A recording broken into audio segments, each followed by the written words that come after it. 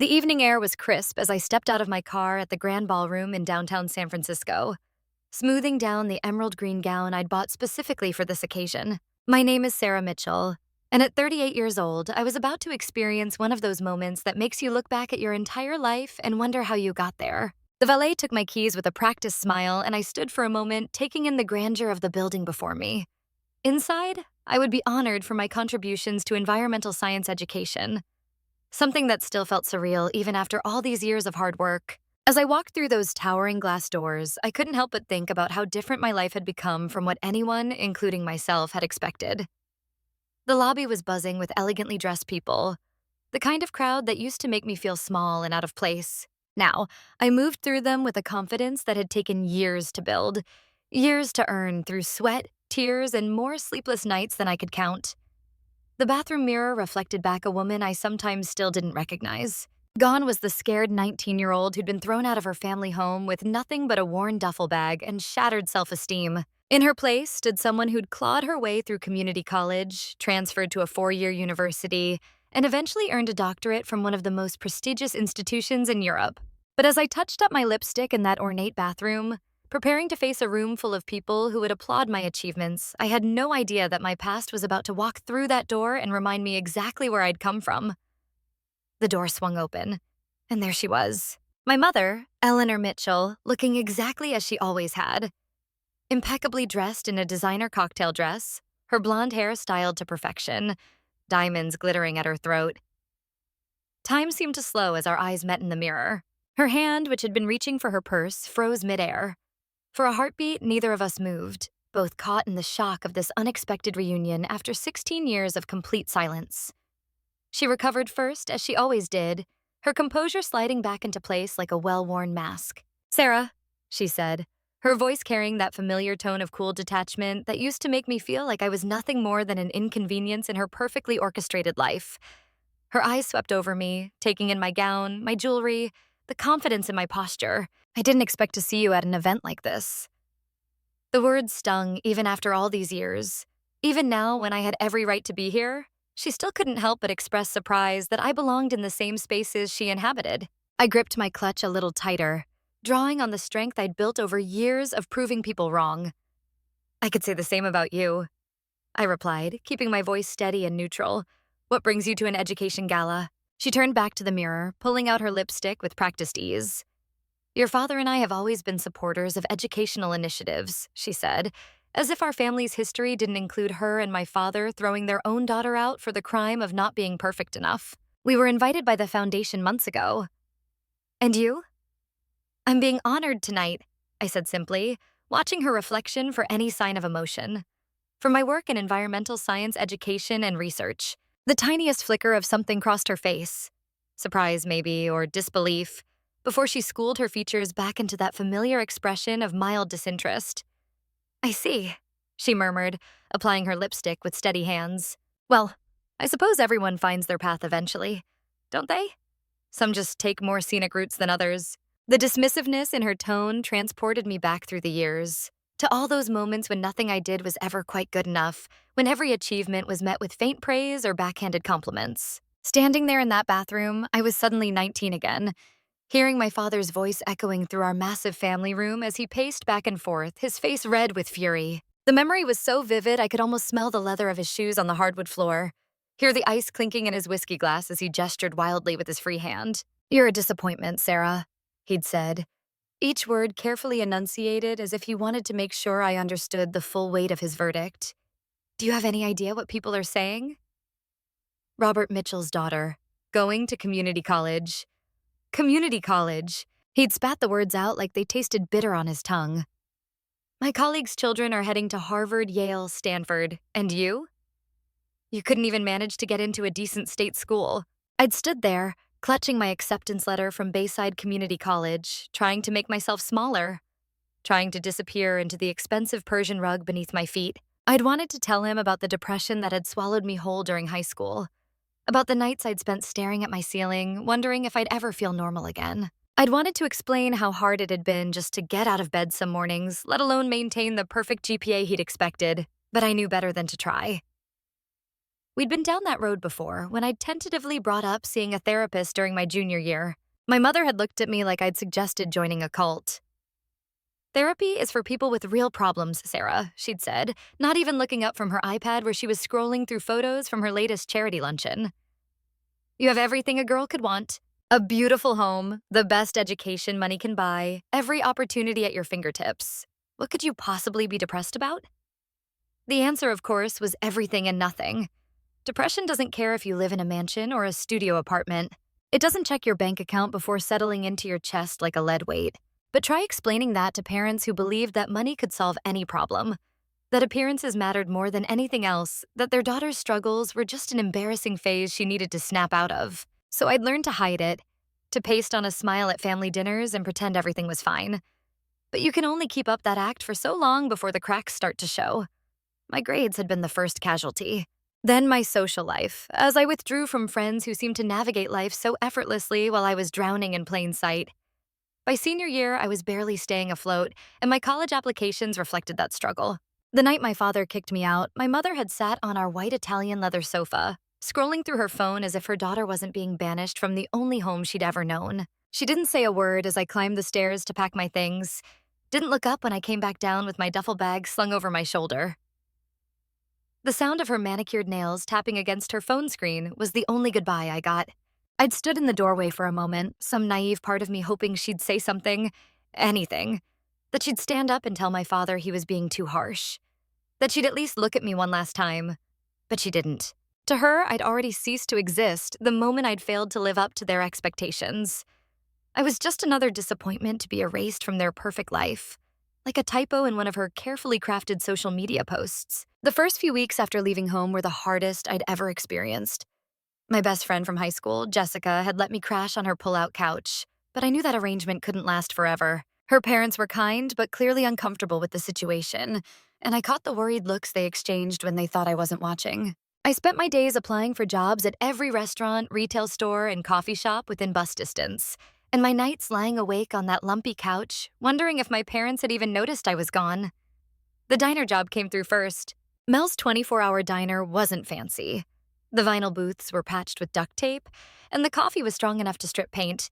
But the manager, a gruff woman named Linda, took one look at me and said I could start immediately. The pay was minimum wage plus tips, but it was enough to cobble together with financial aid to start at Bayside Community College. Those early days were a blur of exhaustion. I'd wake up at 5 in the morning to make it to my chemistry class by 7, then rush to the diner for the lunch shift, study during my breaks, and often pick up extra evening shifts when I could. My feet ached constantly from standing, my hands smelled perpetually of coffee and grease, and I fell asleep over my textbooks more times than I could count. But something strange happened during those grueling months. I started to discover who I really was when I wasn't trying to be the perfect daughter. Chemistry, which had always intimidated me in high school, suddenly clicked. Maybe it was because I finally had a professor who cared more about teaching than maintaining the bell curve, or maybe it was because I was finally studying for myself instead of trying to meet someone else's expectations. Whatever the reason, I found myself fascinated by the elegant logic of chemical reactions, the way molecules danced and combined to create something entirely new. My first chemistry midterm at Bayside was a revelation. I'd studied for weeks, going over every practice problem until I could solve them in my sleep. When Professor Chen handed back the exams, I was almost afraid to look, but there it was, written in red ink at the top of the page. 94%. Below it, she'd written a note. Excellent work, Sarah. Keep this up. It was the first time in years that someone had praised my academic work without qualification, without adding a, but you could do better if you just applied yourself. I sat in my car after class and cried. Not the desperate, hopeless tears I'd grown accustomed to, but tears of relief and something that might have been hope.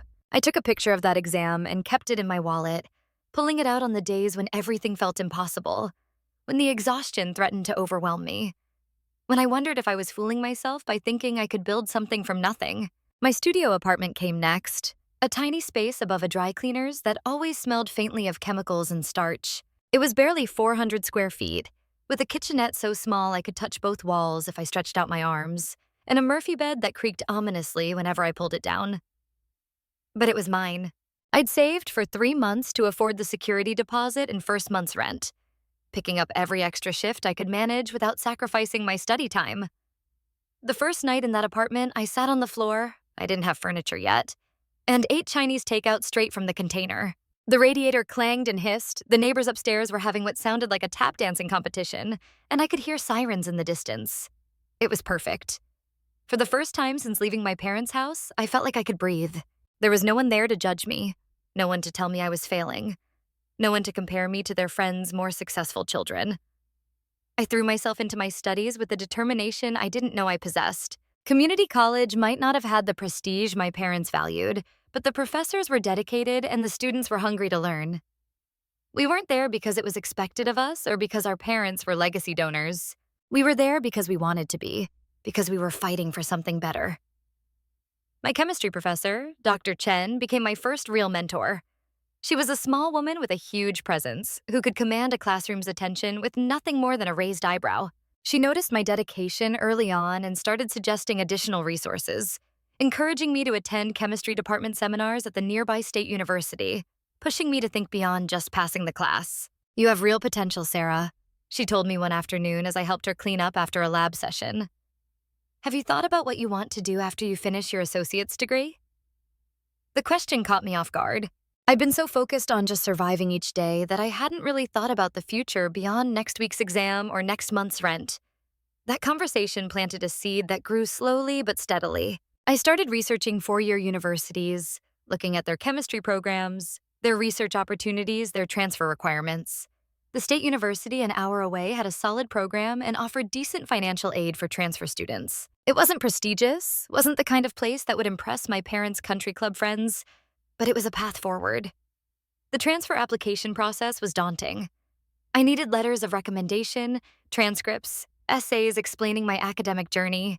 How do you explain in 500 words or less that your grades in high school were mediocre because you were battling depression while trying to meet impossible expectations? How do you convey that the B+ student at community college is worth taking a chance on because she's finally learning for herself instead of for others? I wrote draft after draft of those essays, each one getting a little more honest, a little more vulnerable. Dr. Chen reviewed them for me, offering suggestions but always encouraging me to keep my authentic voice.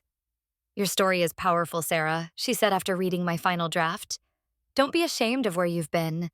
It's part of what makes you who you are." The acceptance letter arrived on a Tuesday afternoon in March.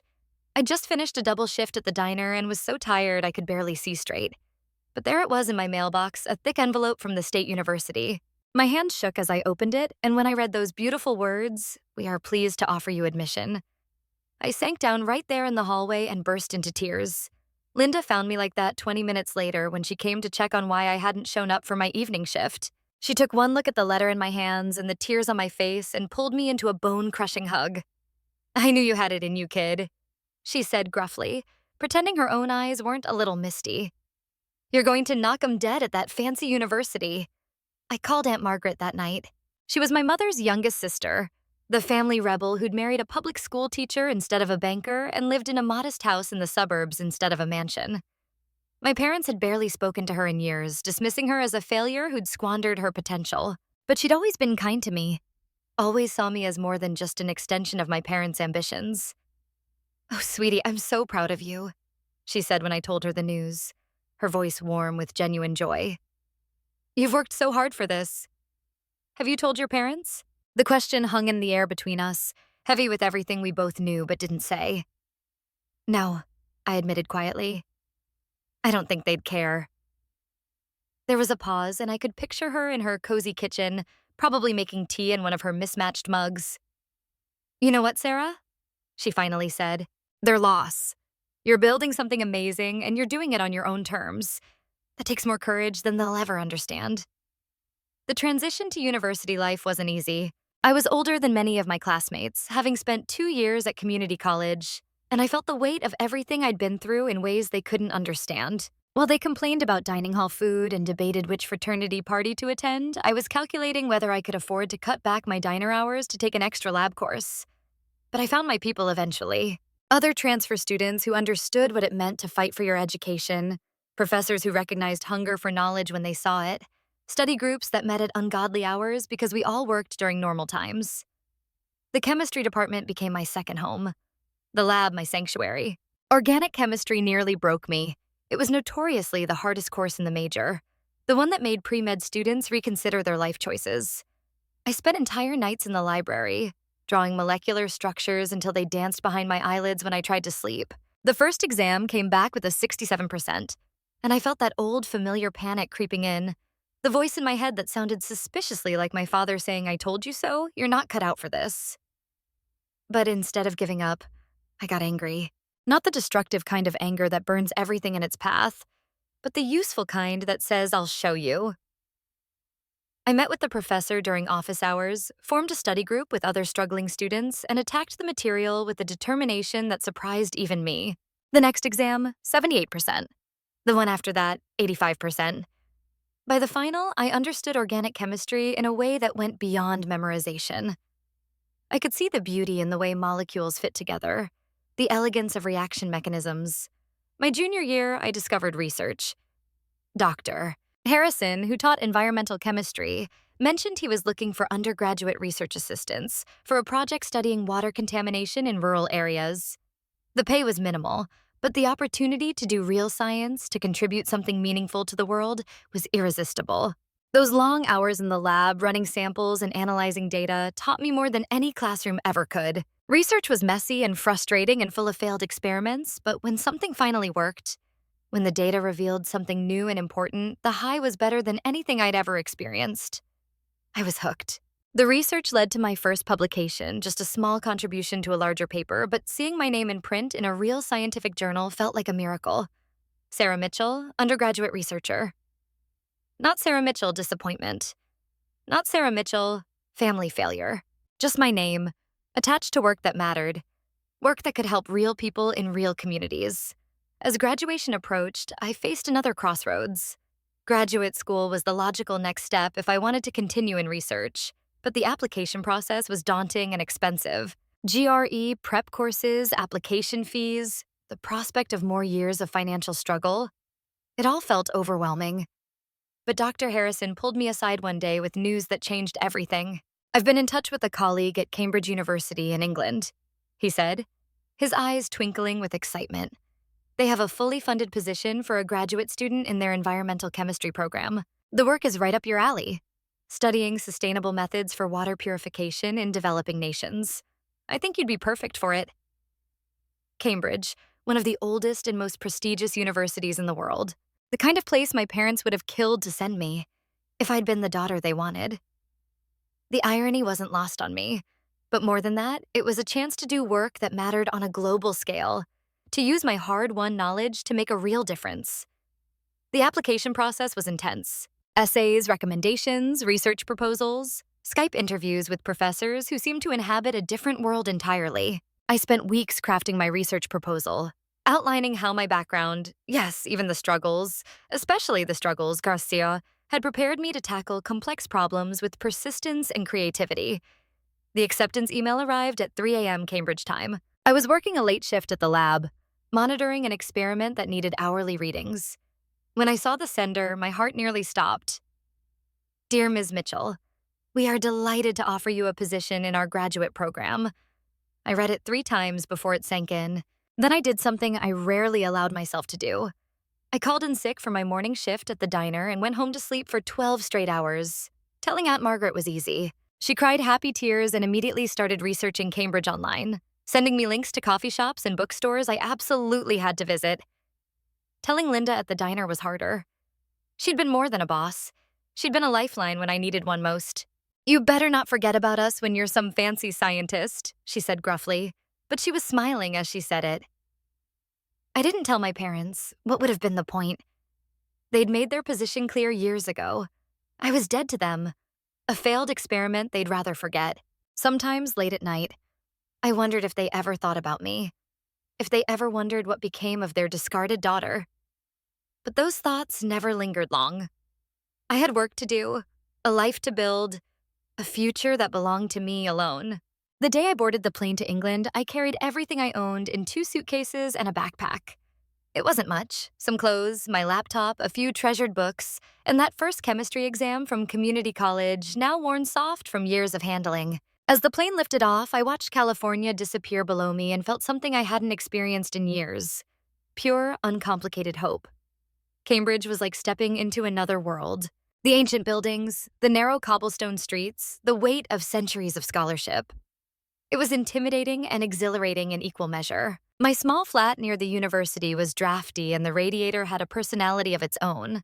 But from my window, I could see the spires of King's College Chapel, and that view never got old. The work was harder than anything I'd done before. My advisor, Professor Davies, was brilliant and demanding, expecting nothing less than excellence. The other graduate students were from all over the world, each brilliant in their own right, and imposter syndrome hit hard those first few months. What was I doing here? How could someone who'd started at community college possibly belong among these academic elite? But slowly, project by project, experiment by experiment, I proved that I did belong. My research focused on developing low-cost water purification methods using locally available materials in developing nations. It was complex, frustrating work. For every success, there were dozens of failures. But each failure taught me something, brought me closer to solutions that could actually help people who needed it most. I threw myself into the work with the same determination that had carried me through community college and university. 18-hour days in the lab became normal. Weekends were for data analysis and writing. I lived on tea and sandwich shop meals, my social life consisting mainly of late-night discussions with other graduate students about our research over pints at the Eagle Pub, where Watson and Crick had announced their discovery of DNA's structure. My first major breakthrough came 2 years into the program. I'd been working on a filtration system using modified clay minerals that could remove both biological and chemical contaminants from water. The preliminary results were promising, but I needed field tests to prove it could work in real-world conditions. Professor Davies connected me with an NGO working in rural Bangladesh, and suddenly I was on a plane again, this time heading somewhere I'd never imagined I'd go. Those 3 weeks in Bangladesh changed me profoundly. Working with local communities, seeing firsthand the impact of contaminated water on families, especially children.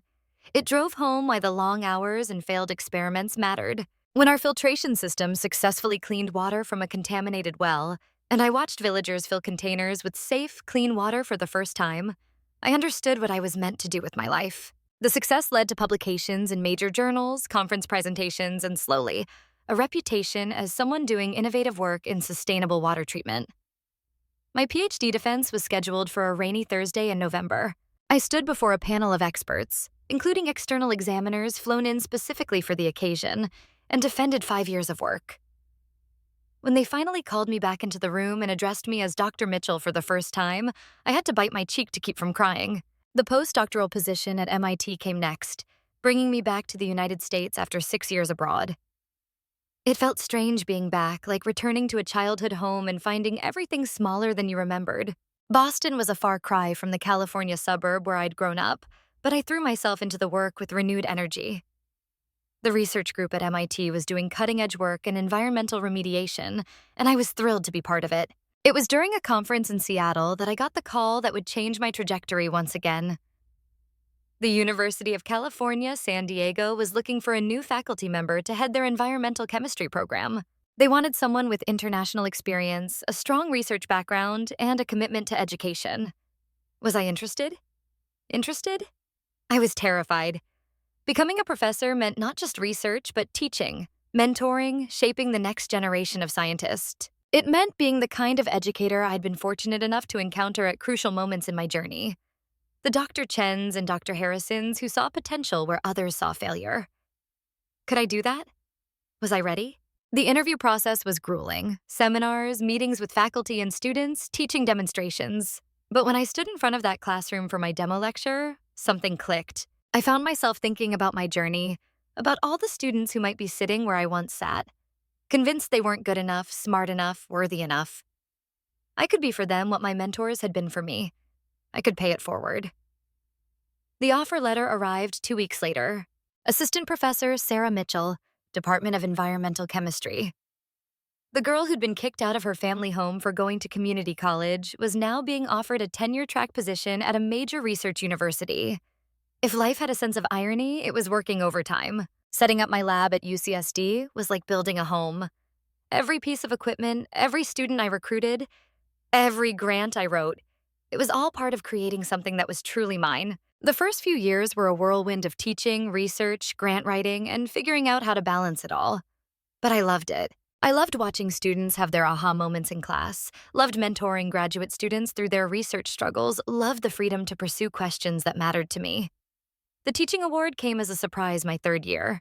Students had nominated me for excellence in undergraduate education, specifically citing my ability to make complex concepts accessible and my genuine care for student success. Standing at the podium, accepting that award, I thought about all the teachers who'd shaped me.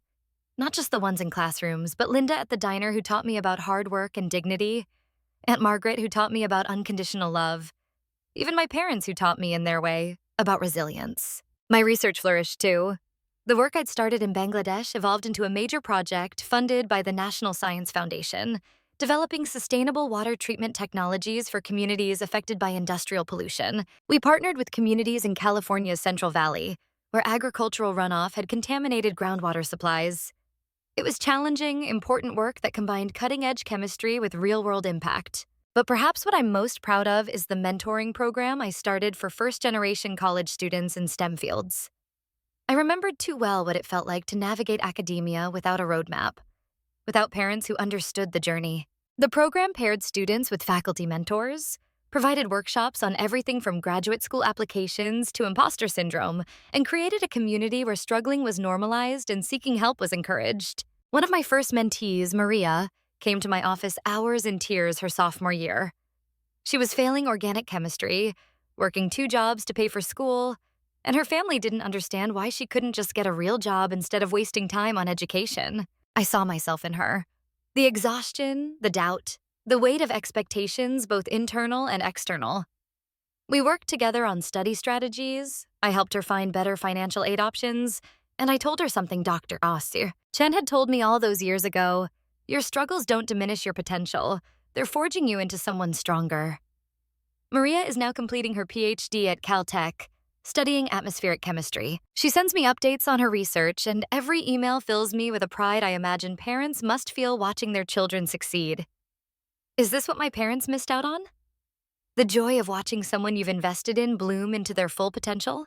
The research accolades accumulated over the years, publications in Nature and Science, invited talks at international conferences, consulting work with the UN on water security issues. But it was the educational work that caught the attention of the Hartley Foundation, a prestigious organization dedicated to advancing science education. When they called to tell me I was being honored at their annual gala, I was speechless. The girl who'd been told she was an educational failure was being recognized for excellence in education. The universe certainly had a sense of humor. Which brings me back to that bathroom, standing across from my mother as she touched up her lipstick with hands that hadn't aged a day. The years between us felt both infinite and insignificant. She was still the perfectly polished society woman she'd always been, and I was still, in some ways, the daughter who'd never quite measured up. But I was also so much more than that now. As she prepared to leave the bathroom, she paused at the door, her hand on the handle. "You look well," she said, not quite meeting my eyes. "Success suits you, I suppose." It was the closest thing to a compliment I'd ever received from her, and even that came with a qualification. Then she was gone, clicking away on her designer heels, leaving me alone with my reflection and my memories. I took a deep breath, straightened my shoulders, and prepared to walk into that ballroom. In just minutes, I would stand on that stage and accept an honor that represented everything I'd worked for, everything I'd built from the ashes of my parents' rejection. The scared 19-year-old with the duffel bag felt very far away, but she was still part of me, still the foundation of who I'd become. The ballroom was spectacular, all crystal chandeliers and elegant table settings. I made my way to my assigned seat near the front, exchanging pleasantries with other honorees and trying to calm the butterflies in my stomach. The program listed my name and accomplishments, and seeing it in print still felt surreal. Sarah Mitchell, professor of environmental chemistry, recognized for outstanding contributions to science education and innovative research in sustainable water treatment technologies. As the evening progressed, I found myself scanning the crowd, looking for my parents. I spotted my father first, sitting at a table near the back with several other couples I didn't recognize. He looked older, his hair completely gray now, but he still carried himself with that same rigid posture, that same air of superiority. My mother sat beside him, engaged in animated conversation with the woman next to her, probably discussing their latest charity committee drama. Neither of them looked in my direction. Whether they didn't recognize me or were actively avoiding eye contact, I couldn't tell. Part of me wanted them to see me, to witness what their discarded daughter had become. But a larger part, the part that had learned to find validation from within rather than from them, realized it didn't matter. I wasn't here for them. I had never been doing any of this for them. Not really. The evening progressed with the usual gala festivities. Speeches, dinner, more speeches. The Foundation's president spoke eloquently about the importance of science education, about breaking down barriers and creating opportunities for all students. I thought about my community college students, my first-generation mentees, all the young people who'd been told they weren't enough but kept pushing anyway. This award wasn't just mine. It belonged to all of them, too. Finally, it was time for the awards presentation. When they called my name, the walk to the stage felt both endless and too quick. The lights were bright, the applause loud, and for a moment I was overwhelmed by the magnitude of the moment. This recognition wasn't just about research publications or teaching evaluations. It was validation of a journey that had started in the darkest place imaginable and led to something beautiful and meaningful. I accepted the Crystal Award with hands that barely trembled, preparing to give my brief acceptance speech. But before I could speak, the Foundation president returned to the microphone with an announcement that would change everything. "Ladies and gentlemen," he said, his voice carrying across the hushed room, "we have an extraordinary addition to tonight's honor. Thanks to the generosity of an anonymous donor, tonight's Education Award comes with a special grant of $2 million to further the recipient's work in science education and research." The room erupted in surprised applause. $2 million. The number was staggering, life-changing. It could fund research for years, create scholarships for dozens of students, expand the mentoring program beyond my wildest dreams. I stood there, clutching the award, trying to process what this meant.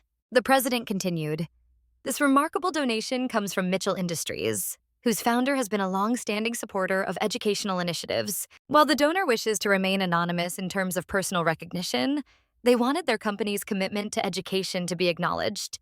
Mitchell Industries, my father's agricultural company." The blood seemed to freeze in my veins as the pieces clicked into place. The room's applause sounded distant, muffled, as if I were underwater. I forced myself to look toward my parents' table and caught the exact moment my father realized what had happened. His face went through a series of expressions I'd never seen before. Shock, recognition, and then something that looked almost like horror. He stood abruptly, his chair scraping against the floor, his face flushed with an emotion I couldn't quite identify. Our eyes met across the room, and in that moment, 16 years collapsed into nothing. I saw him see me, really see me, for the first time since he'd thrown me out.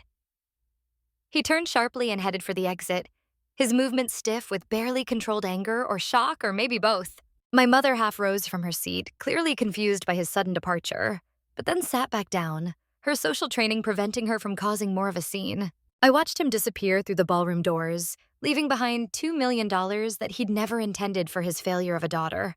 The irony was so sharp it could cut glass. The man who'd banished me for not meeting his educational standards had just unknowingly funded my educational work. He'd donated to the Foundation months ago, probably at some charity auction, writing a check without thinking twice about where it would go. He'd had no idea that his rejected daughter would be standing on this stage, that his money would go to support everything he'd once told me I could never achieve. I must have given my acceptance speech. People told me later it was moving and eloquent, but I barely remembered it. My body was on autopilot, saying the right words, thanking the right people, while my mind reeled with the cosmic joke that had just unfolded. As soon as it was socially acceptable, I excused myself and headed for the exit, some instinct driving me to follow the path my father had taken. I found him in the parking lot, standing by his luxury sedan, his driver hovering nearby uncertainly.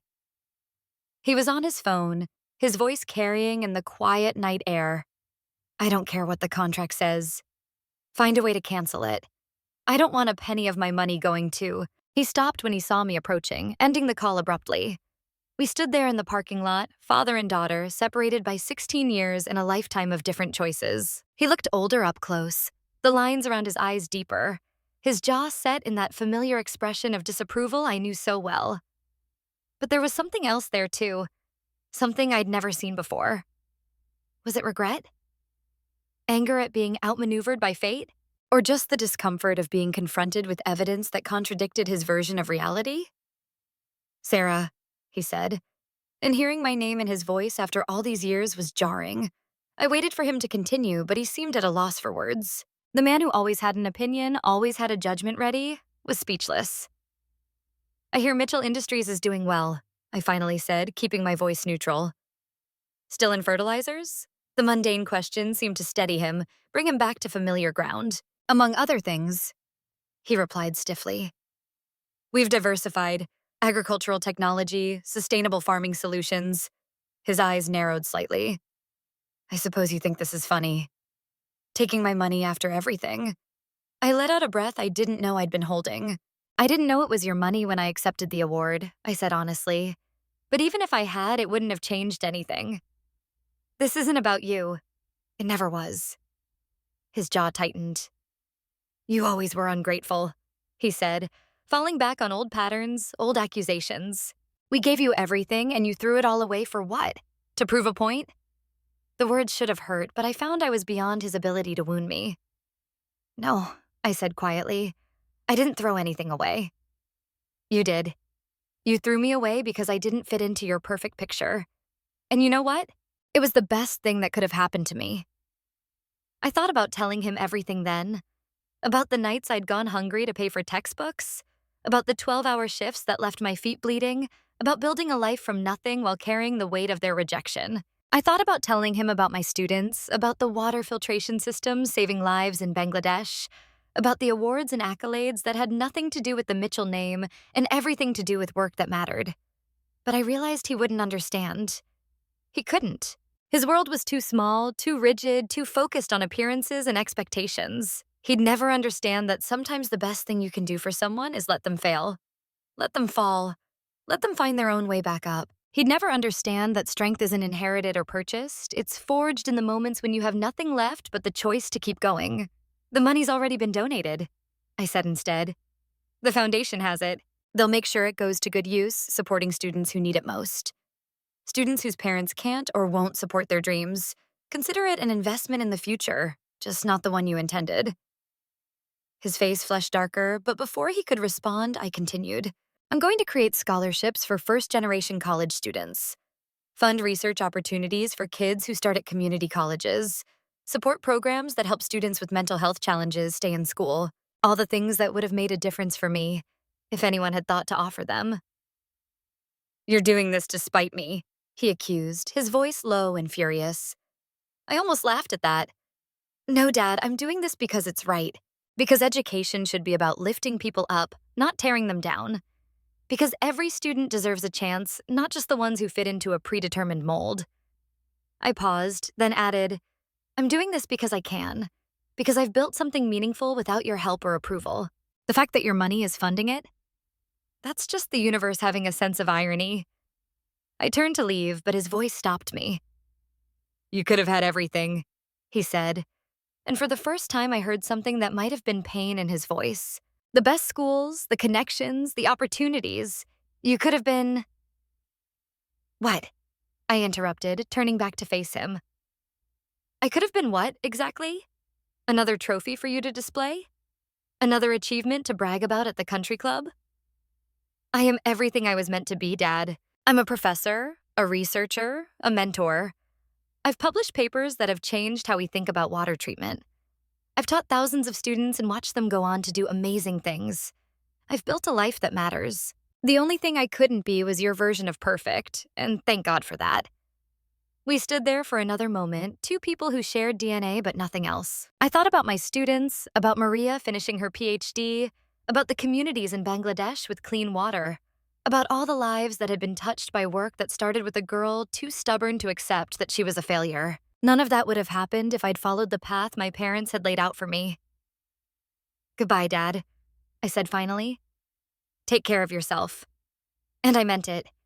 Despite everything, I didn't wish him ill.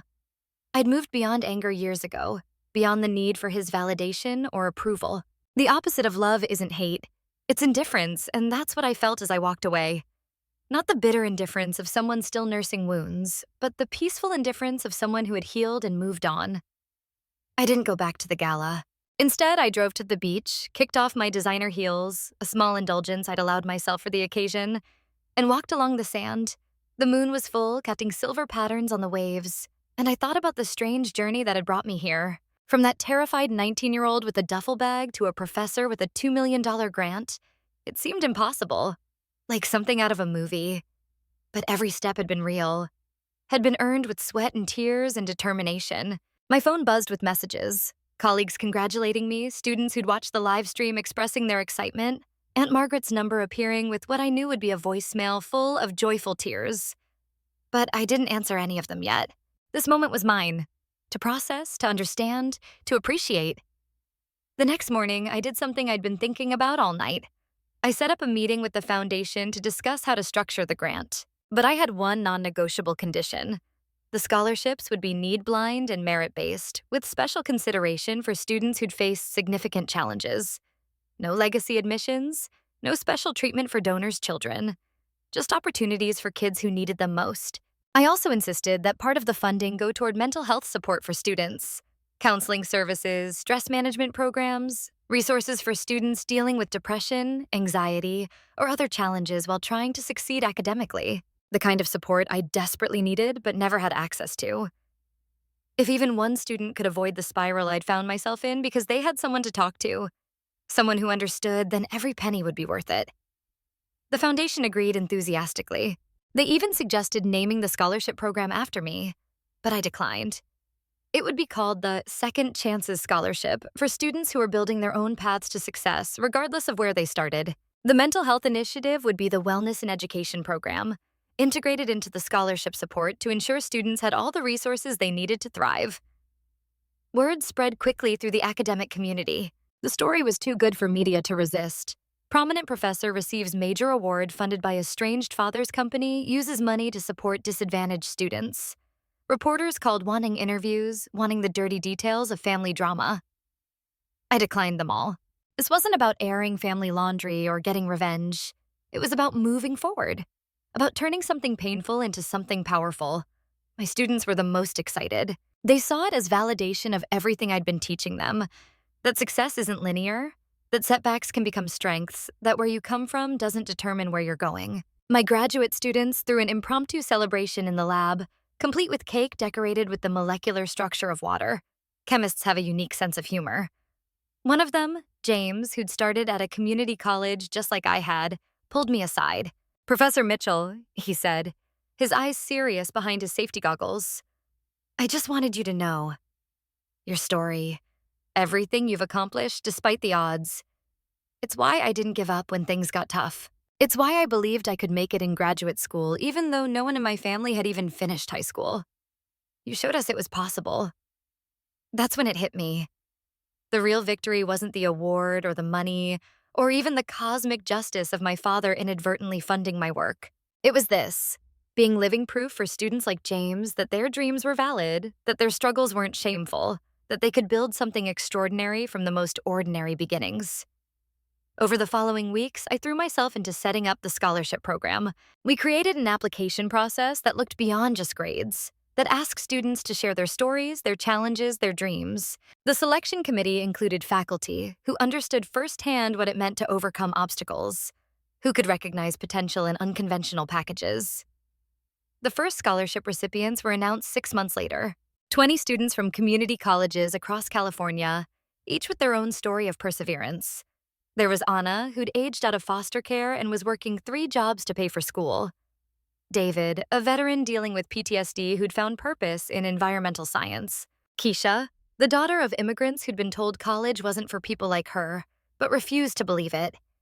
I met with each of them, saw myself reflected in their determination and their doubt, their hope and their fear. I told them what Dr. Chen had told me all those years ago, that their struggles didn't diminish their potential. I told them what I'd learned through hard experience, that the path might be longer and rockier than their peers, but that would make them stronger scientists, better mentors, more compassionate human beings. The wellness program launched alongside the scholarships, providing free counseling services, stress management workshops, and peer support groups. We partnered with mental health professionals who specialized in working with first-generation college students who understood the unique pressures they faced. No student would have to choose between their mental health and their education. Not on my watch. A year after that night at the gala, I received an unexpected email. It was from my mother, the first contact from either of my parents since that encounter in the bathroom. The subject line simply read regarding the scholarship program. My finger hovered over the delete button, but curiosity won out. Sarah, the email began, formal as ever. I've been following news of your scholarship program. I wanted you to know that Eleanor Mitchell, she'd never called herself my mother in writing, I noticed, has made a personal contribution of $50,000 to the Second Chances Scholarship Fund. This donation is separate from any Mitchell Industries involvement. I believe in supporting educational opportunities for deserving students. There was no personal message, no acknowledgement of our relationship, no apology or explanation. Just a transaction, clean and distant, the way she'd always preferred to handle emotional situations. But something about it felt different. This wasn't a tax write-off or a social obligation. She'd sought out the program, made the donation quietly, without fanfare or recognition. I stared at that email for a long time, trying to decipher what it meant. Was it an olive branch? An admission that maybe, just maybe, she'd been wrong? Or was it simply her way of maintaining some connection to a daughter she'd never understood? I'd probably never know, and I realized that was okay. Her motivations were her own. What mattered was that her money would help another student who needed it. I sent back a brief reply. Thank you for your contribution. It will make a real difference in students' lives. Nothing more, nothing less. We were still strangers, really, connected by blood, but not much else. But maybe that was its own kind of progress. The program grew beyond anything I'd imagined. Other universities began reaching out, wanting to create similar initiatives. Foundations offered additional funding. Corporate sponsors, inspired by the story, wanted to support students who'd taken unconventional paths. What had started as a personal vindication had become a movement, proving that talent and potential exist everywhere, not just in the expected places. 5 years after that night at the gala, I stood before another audience, this time at the National Science Foundation's annual conference. I'd been invited to speak about innovative approaches to diversity in STEM education. The girl who'd once been too ashamed to admit she was struggling with depression was now talking openly about mental health support as a crucial component of student success. The woman who'd been told she was a failure was showing data on how our scholarship recipients outperformed traditional students in graduate school admissions and research productivity. In the audience, I spotted several of our scholarship alumni. Anna had just defended her master's thesis on renewable energy. David was starting a PhD program at MIT. Keisha had been accepted to medical school and was planning to specialize in environmental health. They were living proof that potential isn't determined by pedigree, that success can grow from the rockiest soil if given the right support. After my talk, during the reception, a young woman approached me hesitantly. She looked nervous, clutching a folder to her chest like a shield. "Professor Mitchell," she said. "I'm Sophie Chen. I'm a sophomore at community college, and I wanted to thank you. Your story, it saved my life." I must have looked confused because she continued in a rush. I was ready to drop out. My parents don't understand why I'm studying chemistry instead of business. They think I'm wasting time. I've been struggling with anxiety, and my grades aren't perfect, and I thought maybe they were right. Maybe I should just give up. But then I read about you, about where you started and where you are now. And I thought, if she could do it? Her voice trailed off, but I understood. I saw myself at 19, lost and afraid, but still fighting. I saw every student who'd ever been told they weren't enough. I saw the cycle continuing, but also breaking, one student at a time. "Tell me about your research interests," I said, guiding her to a quiet corner where we could talk. "And don't worry about your grades. Some of the best scientists I know struggled in school. What matters is that you keep going." We talked for an hour, about chemistry, about managing anxiety while pursuing difficult goals, about finding mentors who believed in you when you couldn't believe in yourself. I gave her my email, told her about the scholarship program, introduced her to some of the alumni at the reception. By the time she left, she was standing a little straighter, smiling a little brighter. Another seed planted, another future saved. That night, in my hotel room, I thought about the strange turns life takes. If someone had told that 19-year-old me, sitting on Jessica's pull-out couch with my whole world in a duffel bag, that one day I'd be giving keynote speeches at national conferences, that my father's money would fund scholarships for students like me, that I'd build a life of purpose and meaning from the ashes of their rejection, I would have thought they were insane. But here I was. Not despite my struggles, but because of them. Every setback had taught me resilience. Every rejection had taught me self-reliance. Every moment of doubt had taught me empathy for others facing their own dark nights. The path had been anything but straight, but it had led me exactly where I needed to be. I still don't have a relationship with my parents. We exist in the same world, but different universes. Occasionally, I hear updates through Aunt Margaret. My father's company is doing well. My mother is still involved in her charities. They still attend the same country club where they probably tell people they have no children. It doesn't hurt anymore. You can't miss something you never really had. But I have built my own family. My students, past and present, who send me updates on their lives and achievements. My colleagues who've become true friends. Aunt Margaret, who never missed a birthday and celebrated every milestone.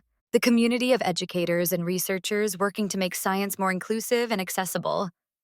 The scholarship recipients who've become like younger siblings, reminding me why this work matters.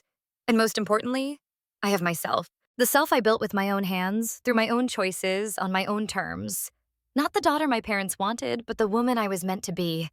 A teacher, a scientist, a mentor, a survivor. Someone who understands that failure isn't the end of the story. It's often just the beginning of a better one. Looking back, I wouldn't change anything. Not the pain of rejection, not the years of struggle, not the long nights of doubt and despair. Because all of it led me here, to a life of purpose and meaning, to work that matters, to the ability to help others find their own paths through the darkness. My parents gave me life, but they also gave me the greatest gift imaginable when they kicked me out. They forced me to discover who I really was when I wasn't trying to be who they wanted me to be. The $2 million grant has been transformative. We've supported over 200 students so far, with more applications coming in every semester.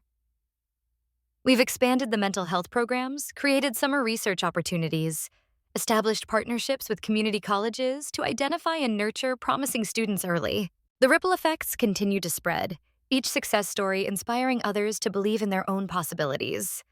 Sometimes I imagine a different timeline, one where I'd met my parents' expectations, gone to an Ivy League school, followed the prescribed path. Maybe I'd be successful by their definition, married to someone suitable, living in a mansion, serving on the right committees. But I know I wouldn't be happy. I wouldn't be making a difference. I wouldn't be me. This is the life I chose, or maybe the life that chose me when I was 19 and terrified but too stubborn to give up. It's a life built on second chances and hard work, on mentorship and paying it forward, on the radical belief that everyone deserves the opportunity to reach their potential, regardless of where they start. As I write this, sitting in my office, surrounded by pictures of my students at their graduations, their thesis defenses, their own moments of triumph, I feel nothing but gratitude. Gratitude for the teachers who saw my potential when I couldn't. Gratitude for the struggles that made me strong. And yes, even gratitude for my parents' rejection, because it set me free to become who I was meant to be. The girl with the duffel bag didn't know it at the time, but she was about to embark on an extraordinary journey. Not easy? Never easy, but extraordinary nonetheless. And the best part? The journey isn't over. There are more students to mentor, more barriers to break down, more lives to change. The Second Chance Scholarship Program is just the beginning. There's so much work left to do, and I can't wait to do it. Because that's what we do, those of us who've been told we're not enough. We prove them wrong, not through words, but through actions. We build lives of meaning and purpose. We lift others up. We turn our wounds into wisdom, our pain into power, our failures into the foundation for something better. We take the pieces we're given, no matter how broken or imperfect, and we create something beautiful. And sometimes, if we're very lucky, we get to watch the universe deliver a bit of poetic justice along the way. Like a father's money funding the very excellence he said his daughter could never achieve. Like a discarded child becoming exactly what her parents claimed she could never be. Like a community college student becoming a professor at a prestigious university, using her position to ensure other students don't have to walk their paths alone. This is my story, but it's not unique. There are thousands of us out there, the rejected, the underestimated, the ones who took the long way around. We're in classrooms and laboratories, boardrooms and operating rooms, courtrooms and research stations. We're everywhere. Proof that success isn't about where you start, but about refusing to let anyone else define where you'll finish. To anyone reading this who's been told they're not enough, who's struggling to believe in their own worth, who's fighting battles no one else can see, keep going. Your path might be longer, might be harder, might take turns you never expected, but it's yours and it's leading somewhere beautiful. Trust the journey, even when you can't see the destination. Especially when you can't see the destination. Because sometimes the greatest gift someone can give you is telling you that you'll never make it on your own.